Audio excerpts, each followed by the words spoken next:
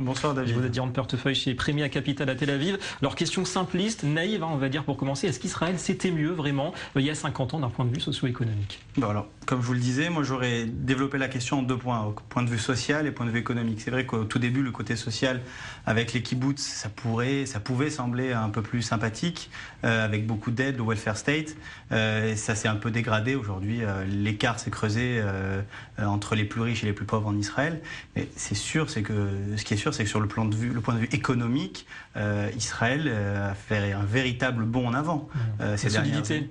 Une véritable solidité, déjà une continuité dans la croissance, une force au niveau de sa devise, un shekel qui est très fort, une start-up nation, vous l'avez dit.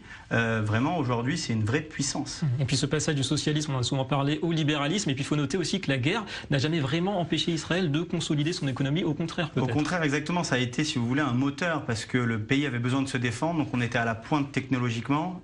Quand la guerre était passée, on appliquait ces technologies dans le civil. Ça donnait lieu à des gros contrats. Et le cercle vertueux est enclenché. Ouais. Alors pour revenir quand même à l'actualité de ces derniers mois, on entend certains dire que la croissance très forte de l'an dernier, 4%, elle n'est pas tenable tout simplement. Le gouvernement reste quand même optimiste, en témoignent d'ailleurs les baisses d'impôts. Vous faites partie de ces optimistes aussi? Je vais être très subjectif dans ma réponse, je pense que oui. Parce qu'Israël se donne les moyens que ce soit une politique fiscale, économique, de balance extérieure qui va tout de suite aider à maintenir ce taux de croissance et j'y crois sans problème. Et les baisses d'impôts, ça fait partie des relais de croissance. Exactement.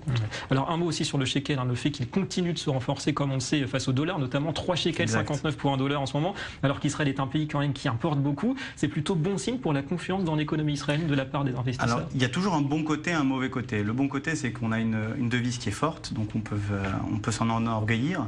Et le mauvais côté, c'est que du coup on est plus cher. Donc il va falloir trouver un bon milieu. En tout cas c'est bon pour les importations. À court terme. Merci beaucoup Ben Amrial pour cette analyse. Les insolites de la semaine tout de suite.